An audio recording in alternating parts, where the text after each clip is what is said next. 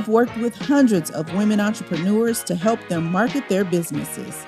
Behind their businesses, they all have stories to tell. Whether it's battling mommy guilt, starting a business after being fired from a six-figure job, or realizing they needed to pivot and forge an uncharted path, they've all experienced something on their journey to success. I'm one of these women too, and I'm here to share our stories on Bright Girls in Business.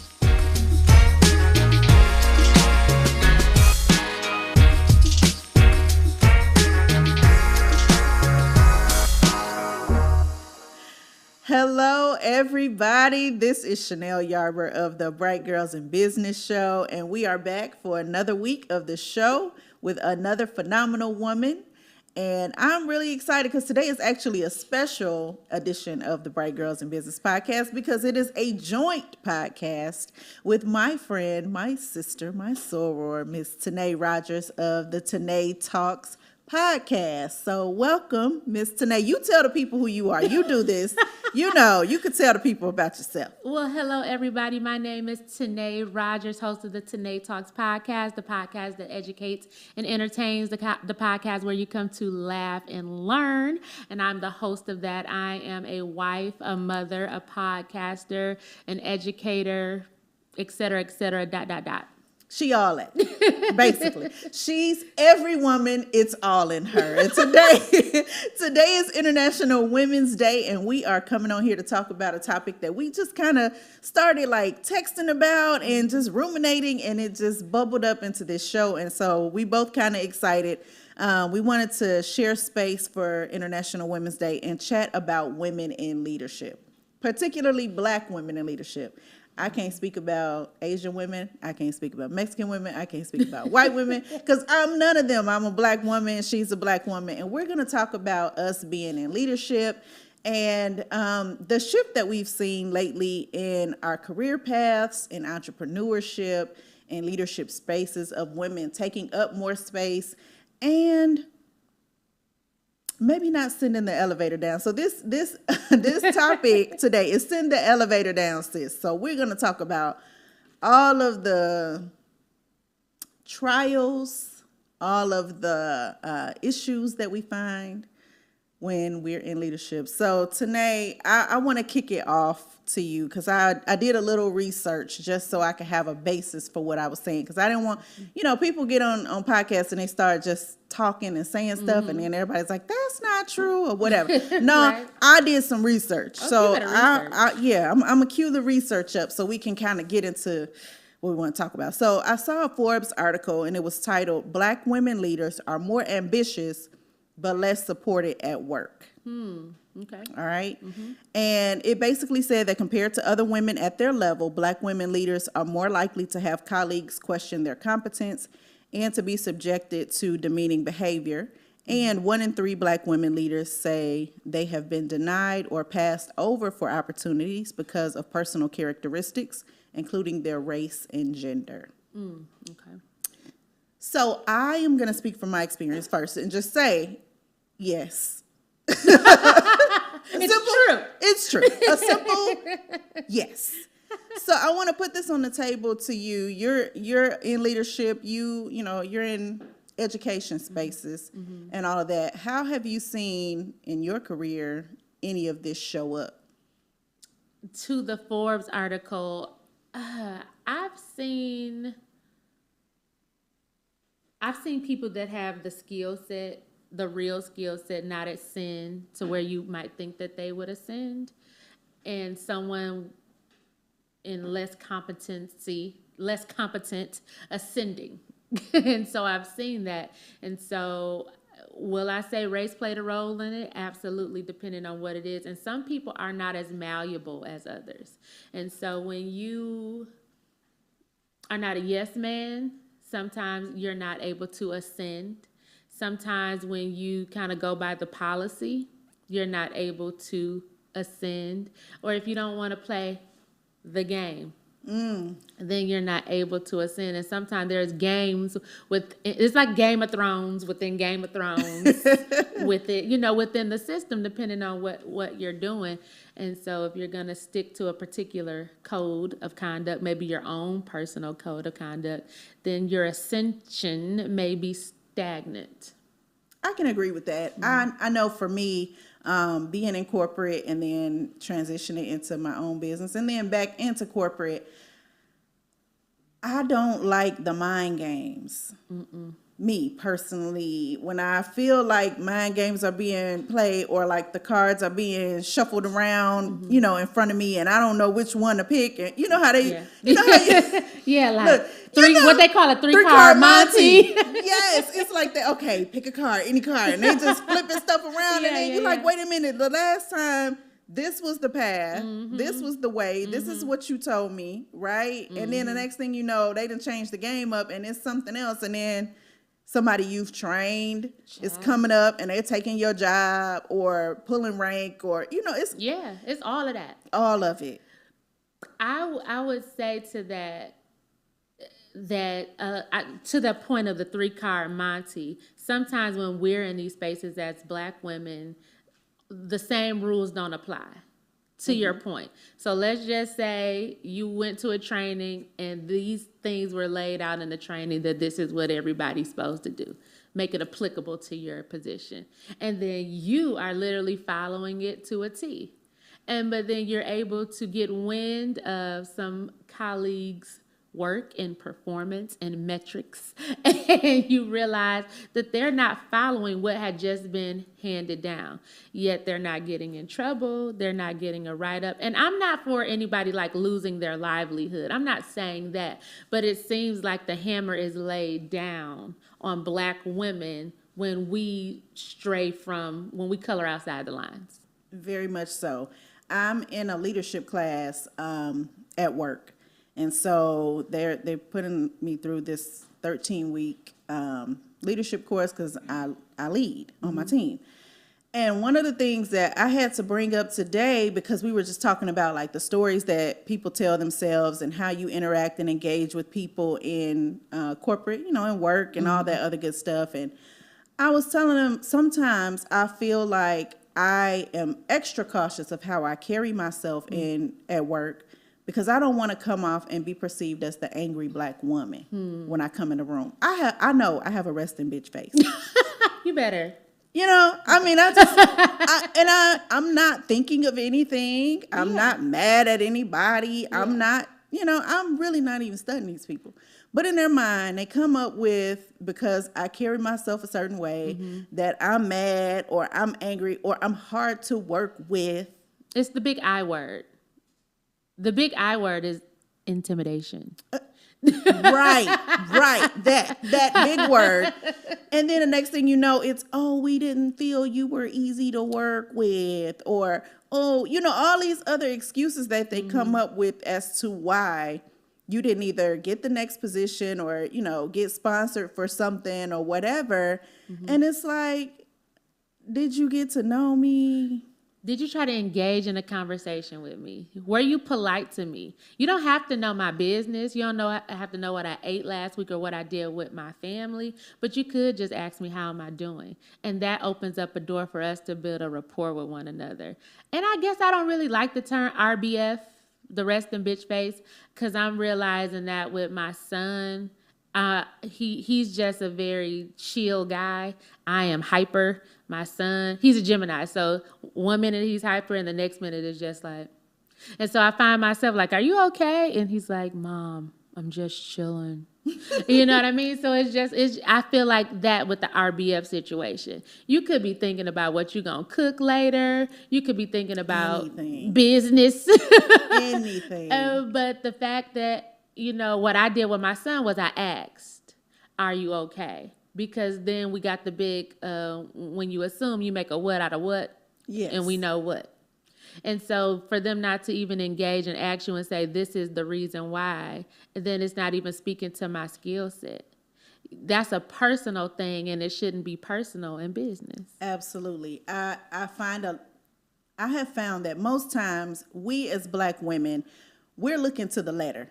right? We're looking at the job description. We're looking at the tasks. We're looking at what needs to get done. We are get it done people. We've always been get it done people. That's just who we are. We get it done.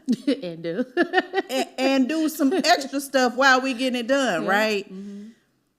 We haven't learned the skill set of relationship building. And hear me out. Okay. I see you smacking your lips. I see you smacking. You see what I'm saying? Listen, we have not learned the skill set of networking and relationship building to build allyship with other people in a way that when they have a seat at the table, they'll speak for us. And I think that some of the onus of that is on us, right? Because I can only control me. I can't control anybody else out there.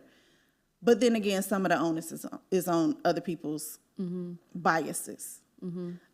So do I think that we should just come to the table and just like completely change our demeanor, our attitude, and who we are just to show up? Because a lot of times I feel like when we're in those spaces, that's what is expected of us.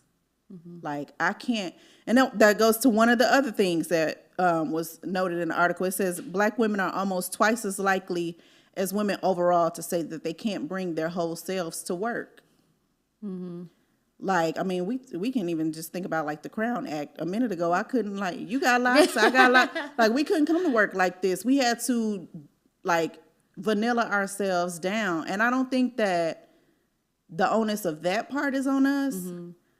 But I do think that the onus of us kind of laying down our guardedness and entering the room, asking for help, and just really building. And we look at it sometimes like, oh, I got to kiss their butt. I'm going to have to push back a little bit. All right, come on. And my pushback is, it depends on where you are. So you've been more in corporate. I was only in corporate for a little bit. And even in the time when I was in pharmaceuticals, I showed up as my whole self, and I think it was because of the job I was in where I had to call on physicians. Calling on means going to the doctor's office in pharmaceutical world. And so I could be myself, and my authentic self was praised because I have a way with people. So it was a way for me to, you know, the doctors or the staff, when I would come monthly, would be happy to see me because I brought my own flavor. And then switching over to higher education, I was just at a conference when we were talking about this, people being afraid to show up as their authentic self. And I feel like I have in everything, because how I'm talking right now is how I talk. Yeah. I'm going to be polite. I'm going to be cordial. I'm going to be me. I'm going to crack the joke. So I want to say I've been blessed in that sense. But I've heard horror stories where it's like, where we know, white voice, black voice, or you feel like you can't show. And sometimes I do kind of ease back like, dang, did I show up as my authentic self too much? So you do kind of question it, like, is it hindering me or is it helping me? But in my role, I think my authentic self and the career that I'm in helps students. And so my job is to propel students forward and to make them feel comfortable in their skin. So I have to be as comfortable as I can, because students can sense fakeness and unauthenticness and unsurety. So in that, where I show up in that way, I think I have to. But I do know people who, depending on how they were reared in professionalism, they will shy away from it because they've been told one thing. But I was able to come behind authentic people. I was able to come behind people who, because they were they inspired me to go in higher ed, and they were the kind of like fight the power people. Like, I'm going to show up professional. I'm going to be in the right suit. I'm going to look fly, because, baby, we look fly all the time. All the time. That's period. Even from the French roll to the flat iron to the lock, baby, we always going to look the part. Right. And we always going to dress in our Sunday's best, because we know sometimes others can come to work looking crazy. And it's like, wow, you really wore that. You really wore that. You really wore today. That. And no one said anything. In this setting. Okay, great. And so, yes. That's funny. So we know, right? And so I think that, like I said, depending on how you were reared, depending on who you came up behind, if they still were kind of scared and, even like you said, to our hair, there were 10 years ago, even 5 years ago. I say 10, dang, are we old? So 10 I ain't old. You might I mean, be I'm old. young, but I remember even 10 years ago, even my mom was born in the 1960s. And I remember when I first went natural, and she was like, you're not going to be able to get a job, you know, and this was after I had my baby. So I ended up going back to perm my hair because I needed to get back into the workforce. And because my mom had grew up in a time where it's like, no, your hair needs to be straightened, even though we know perms causing fibroids and all kind of things. And for me, perms were causing, you know, pain in my scalp, like real pain, not just the burn and the soreness, but like pain. So it's like I couldn't stand it anymore. And so, like I said, it's a generational thing too, where we're millennials and we're breaking free, and the Gen Zers, we've inspired them, and they're even breaking more free because they're a little bit more bold with the colors. We like, okay, I'm gonna lock it, but I ain't gonna put orange in my hair today. Right. So I want to kind of lean into that space. A couple things you said about the authenticity and the realness. I want to say that again, the authenticity and the realness. And the fact that in your space, in your particular field, you have to show up as yourself because people can you know, sense out that you aren't real.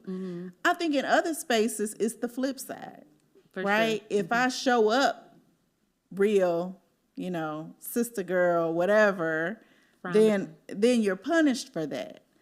And I think a lot of times we take that over into other spaces and places, because we don't just lead as Black women at work, right? We lead, you know, at church. We lead in community organizations, our sororities, all types of stuff.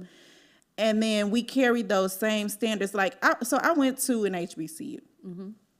And I remember my first week before school even started, we had like freshman orientation. Welcome week. I went to HBCU Yeah. too. Where'd you go? Dillard University. Come on, Dillard. I didn't graduate from Dillard, but I went to Dillard. Look, I didn't graduate from Hampton, but I went to Hampton. But I went to, period. Okay, we there. So, but I remember what I didn't realize then, but I realize now as Respectability 101 really was the class that we was being taught. Okay, like how do you show up in the world as a Black woman? How you need to wear this and don't have your hair like that and don't speak like this. And like I had you can't tell now, but I had a full-on voice and diction class to take my dialect away. Were you a business major? I was a journalism major. Okay. Yeah, I know about and people who did business or journalism had to take. And those in business and journalism had to wear suits to class, and like the guys couldn't have braids. It wasn't no coming outside with a bonnet on or a do-rag on, you know, all those things. And it just became more like policing ourselves. I'll throw this mic at you. Let's go. Look, throw the mic and say what you got to say. But it did. It became more like you got to police yourself to be white. And that's really what it is. Like, you got to be white and show up in this space as a Black person, but be white. Yeah. You hit the nail on the head. Me and my husband talk about this all the time, about how HBCUs are just they're not producing, and I hate to say radicalism, they're not producing people to fight against the power. They're producing people to assimilate into the system. Yes, ma'am. Yes, ma'am. And I hate that for us. Because I don't subscribe to respectability politics, even though sometimes I can see it showing up again, how we're reared, you know, in those things. And to your point, like you said, business journalism, you have the dialect class, making sure you enunciate, making sure if it has a T on the end, you don't cut that T off. Yeah. You know, you have to say those things, and that's what I meant by the two different worlds. That's why I'm saying, like, I do show up as my authentic self for my students, but in the grand scheme of things, right? If I want ascension, is my authentic self hindering me? Because I don't think that I speak badly. I feel that I talk well. I feel like I have good diction. I feel that I dress well. I feel like I have all these things, but I sound like this. Right. And that's just who you are. And I feel like we should be able to show up in those spaces and also get into the topic of sending the elevator down. not judging or misjudging another sister's intelligence or her capability or capacity to show up and do the work or whatever based upon your preconceived ideas. You speaking on it. Of how this person should, sis comes to work and she got, some knotless braids down in her butt. And now all of a sudden in your mind, oh, she ghetto. Right. Which ghetto is a location. Hello. Not a human. Yes. It's a location. Yes. Do we need to get to history of what a ghetto is? Because blacks were put in ghettos. Japanese were put in ghettos, and Jewish people were put in ghettos, but yet they want to assign ghetto to us. And so back to the idea of sending the elevator down, where this stemmed from our conversation. For you, me and Chanel be chatting, y'all. Yes, we vibe. And don't we? That's my little sister. Oh Lord, don't do it. Not on air. I ain't gonna do it. All right, y'all. So this kind of came from a I don't want to say it's a meme, but a tweet that was tweeted on October 13th, 2022 by a young lady named Rayana. That's her name. I don't know her, but it was circulating around. And it said, Black women as supervisors are the worst experience. And that's kind of what started me and Chanel and I to have this conversation today. And I was appalled. And I was appalled because, well, I can't say I was completely appalled. I was 50% appalled because I've had 2 great Black women three. And then I've had a terrible, just a jealous one. And shoot, I done left where I was going with that. It's still in the elevator down in the braids. Yeah. So I was at a conference and we were at a round table, and one of the women at the table said, since work starts at 8 a.m., I'm there at 7:30 a.m. And people, because I believe early is on time, and I'm thinking it's because, and she was Greek. I ain't gonna say which Greek, we're Greek, and I was taught that too. Early is on time, and on time That's is late. what I learned in foundational Foundation HBCU 101. Early Respectability politics. Show up. Early is on time, on time is late, and anything else is unacceptable. This has been drilled in my head since I was 14 years old. Yes, ma'am. But let me tell you what experience has done taught me. Okay, so she made this comment, and so she said, so when people come right in at 8, she was saying openly that she judges them, she bases their work off of it. And so me and another colleague at the table was like, well, shoot, I come at 8 and I'm one of the hardest working people there. So that's to your point about the respectability and the judging, because I don't know this woman, but how I work on 10, actually off the scales. And so for you to say that you instantly are turning people off, and she didn't put a color to it, but you're turning them off because you decided to come at 7:30 where they're not paying you. Because baby, if you're not paying me at 7:30, there's no need for me to be there, and I'm not gonna do it. So if it's 8, I'm gonna be there at 8. And so she said that, but that's to your point of like judging. And so there could be a person that needs a raise, and she could be in a position of power, and she's looking at because they came in at 8, but not instead of looking at their work, where somebody who's brown nosing her coming in at the same time and ain't doing nothing and trash-tastic. But you're gonna elevate them. And so again, we need to start talking to people, assessing. Come on, assessment. Yes. And then making informed decisions. I think you're right on, because I feel like, for whatever reason, going back to the tweet that you shared, and you hit a word, I'm going to bring it up. A lot of people don't like to say this word, but jealousy. They don't like to say it because it's an ugly word, but it's true, because I have seen women, like you saying, work twice as hard, and we go hard in the paint. That's just who we are as Black women. We just do it, and we know that we have to go above and beyond because we've been overlooked for so long. So it's like, I got to show up and show out just to be acknowledged, just to be seen for, whatever. And so we put on, but we make it so hard for one another. And I found this not just at work. I'm in leadership, and when you shared that quote with me, it kind of like gut punched me, because I'm like, man, I don't want anybody to come to work, and I don't lead nobody on my team under me is Black or whatever around me. I'm the only black person on my team. But I would hate for somebody to have that experience where they walk away and it's like, I never want to work, with or underneath a black woman.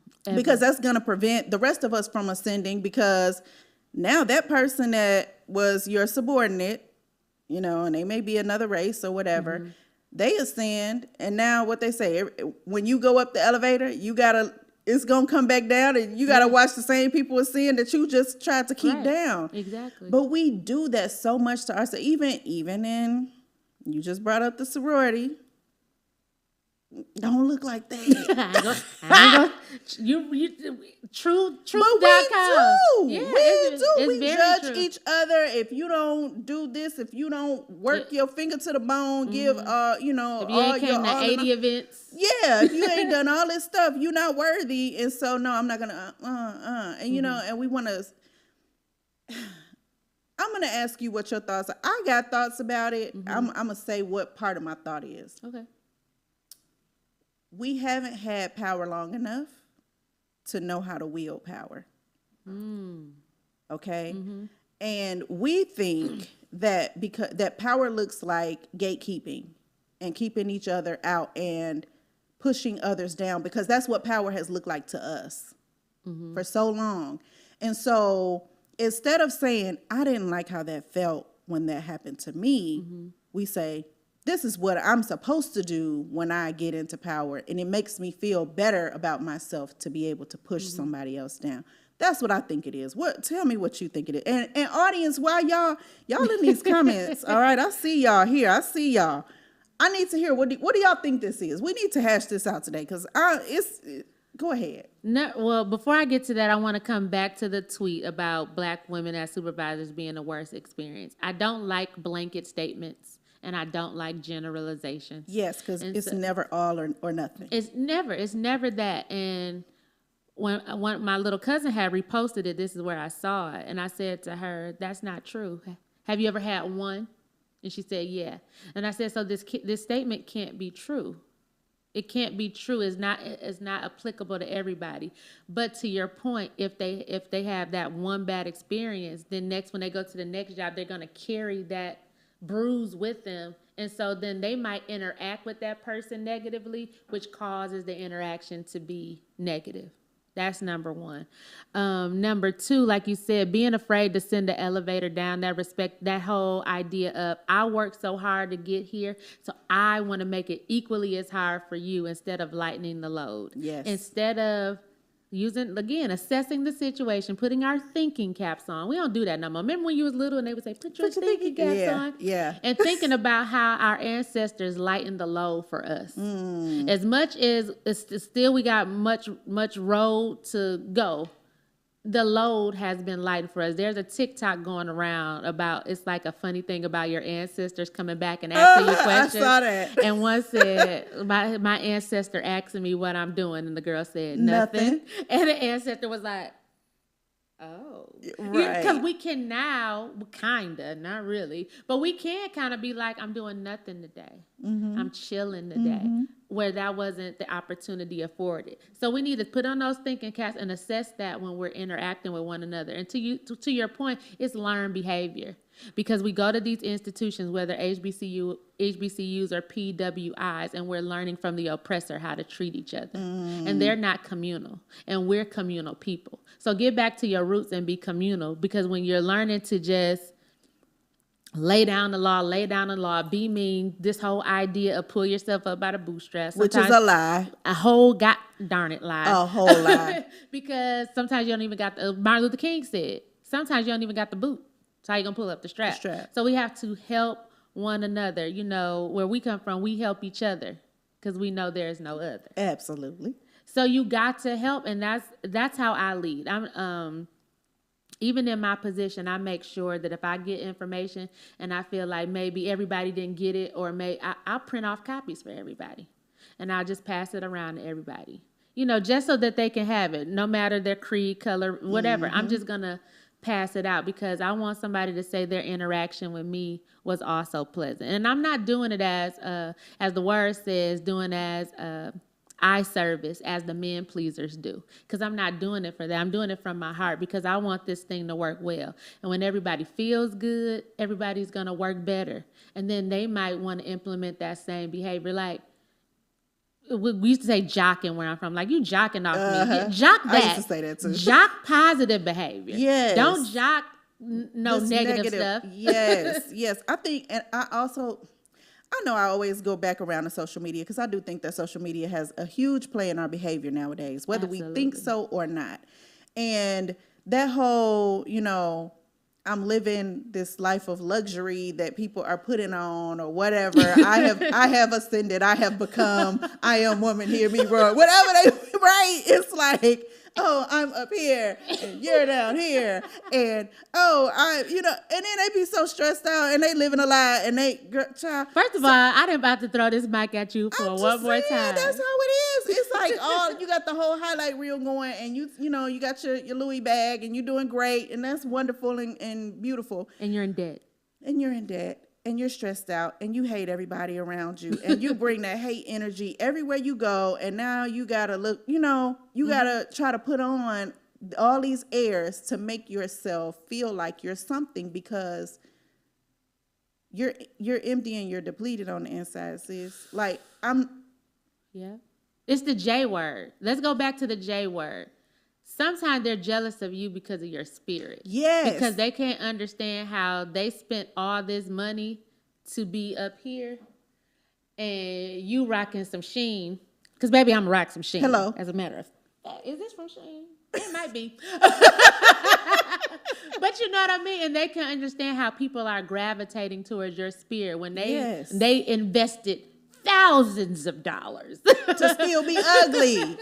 On the inside. Yes. And that jealous is a big thing. And I feel like it's just like in AA or NA. You got to acknowledge it before you can get that thing out. And some of these people in leadership need to acknowledge that. Check your inside. Check why you feel a way when such and such comes around. Check that. Yeah. Don't let that fester because there's something internal going on with you. I check myself. If I feel myself, the J creeping up on me, or the E, the envy creeping up on me, I say, whoa, why am I feeling that way? Am I feeling threatened? Do I feel like she gone? Because like I tell somebody, I just told somebody this the other day. I don't hold back where I may have got something from, right? Because even if I told you and you went out the next day and bought the same thing, you're not going to wear it like me, and I'm not going to wear it like you. You could be rocking it better, or it don't got to be better. We're just going to rock it differently because we're two different people. So you don't have to withhold information because you're scared somebody is going to pass you. Because I am a believer, and what God has for me is for me. So even if it didn't come in 2019, it may have came in 2023.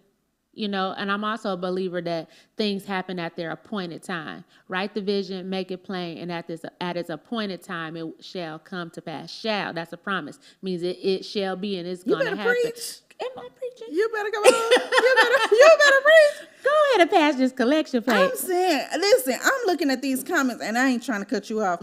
We got about 5 more minutes left, and I want to get to the end. Okay. But we got some fire comments coming in. So somebody said, is that manager behaving that way because the existing toxic culture and institutional systems within the organization, and they're just trying to survive? Absolutely. I believe that 100%. I believe that. And then somebody else also said it could also be built up stress and tension outside of the workplace. Research shows that Black women suffer from stress and depression more often than other groups and are less likely to receive the mental help that they need.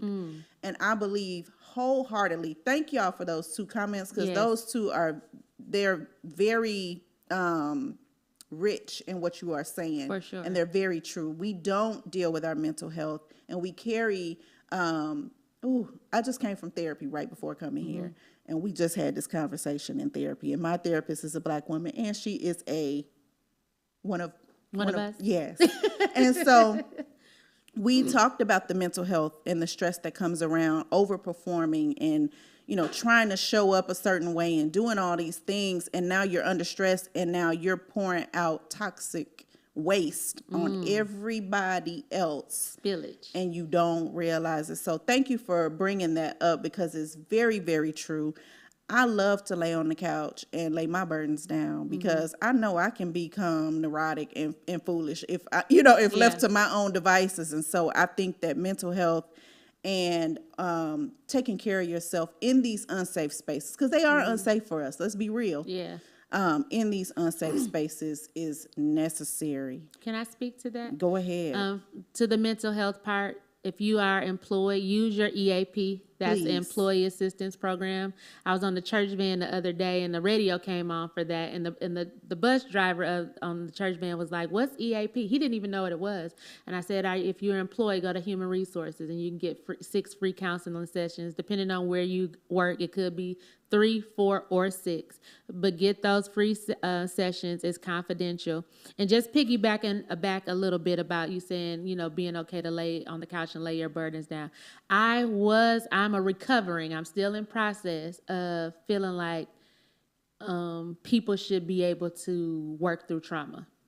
Just because I have worked through so much trauma. And you never would have known it, because I'm always hearing a bright smile and I'm always going to be nice. But in those moments by myself, or I'll inflict that, like, what you mean you giving up? Like, I went through this, so you can't? So I am in recovery, that understanding that the burdens that that trauma that I went through, everybody ain't built for that. To just go through it and still get a 4.0. One last point, and then we're gonna get to the 5 questions that you got for me, and then we're gonna get out of here because my producer is ready to go home and eat dinner.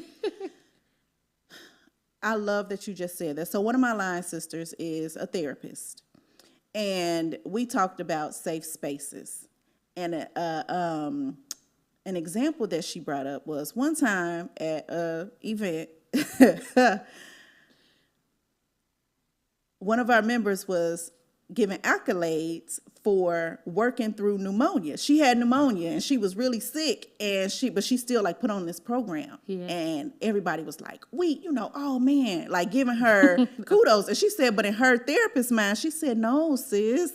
No. You don't you don't work through trauma. You don't work through you need to rest. You need to recover. You need to, and when she said that, and just saying about how we don't realize that we don't always create safe spaces because we've had to work through trauma so much that it's become the norm. And then we look at other people like they're weak because they don't. And so I just want to throw that out there. Y'all, let's take better care of each other. The whole episode today is about sending the elevator down, and whether that's creating a safe space for another sister, whether that's being an ally to another sister, whether that's putting her name in rooms that she hasn't entered yet, whatever that might be. If you feel like you can't do that, or whatever the case, check yourself, because we're in these spaces now. We have an era of power in a lot of places. And if your first thought is, I don't want to open the door for somebody else, then it's something wrong. That's mental illness, if you ask me. like what my girl, I can't think of the rapper, she said, if you doing something, that's mental illness. But yeah, something ain't right. That's definitely mental illness. So send the elevator down. Sending the elevator down is listening without judgment. Sending the elevator down is remembering. Again, some of us were groomed in respectability. So if you are trying to groom somebody up so that they can function in the spaces of respectability, be patient with them, because they might have not known. And remember, there was a time when you didn't know as well. I love it. All right. Well, Tanae got 5 quick questions for me. And then we out of here. Okay, I'm going to do it real fast because we touched on this one. How has your hair played a role in or impacted your career ascension? Oh, my goodness. I read a post. You know how Facebook lets you go back and read your posts from 11 years ago? Yes. I read a post 2 days ago, literally. And I was like, man, I got this interview tomorrow, and I got to find somebody to straighten my hair, blah, blah, blah. And I just remember, kind of like what you said with your mom, feeling like I had to go into interviews and I had to, straighten my hair and look a certain way. Now, I'm locked now. This is what it is. So y'all like me or love me, I'm empowered now within myself. And so if y'all don't like who I am as I show up, then that's just who you are. If you don't like it, move around. Move around. Okay, what women have shaped you as a leader in your community and as a professional in your career? I can think of a few, but who I want to speak to today Top is... 5. Yes. I want to speak to my sorority sister, Carolyn Gillian. So she worked with me at a previous job, and she always made sure I had a safe space. Like I could probably lay on that lady lap and just like, she is everything to me. And so she's now in my chapter as well. She's a leader there too, and I seek her for wisdom all the time. We have like real good sister girl conversations. And it is a bunny rabbit right there. Anyway, that just distracted me. That was random. That was real random. But she is an amazing leader, an amazing sister, amazing person. So, yes, she has definitely helped me. Shout out to her. What woman on television did you want to be like when you were a kid or a teenager? I wanted to be Khadijah. Ooh, Girl, yes! I wanted to run Flavor. So the whole like journalism, entrepreneurship thing, like I was like, ooh, I want to be like her, because she was cool. She wasn't bougie. Yeah. You know what I'm but saying? Still classy. But she still was classy. She still had her thing. And, you know, I just thought living single was everything. So, yeah. Oh, my God. To that, when I was in undergrad, I wanted to start a magazine called On the Come Up. And it kind of didn't come to pass, but my inspiration was Martin Lawrence, because WZUP was up, and Khadijah, like, especially Martin. Martin is my biggest influence on being on the mic. But anyway, that's dope. Khadijah Jane. Shout out to Queen Latifah. Yeah, baby, Queen Latifah. Oh, no, okay, anyway, keep going. Send the elevator over here to us, Queen. Baby, I love me some Dana Owens, okay? Okay. But sis was a jazz singer. And a rapper. Okay, let's move on. Shout out to Queen Latifah. Okay, what's the best advice a woman gave you? Oh,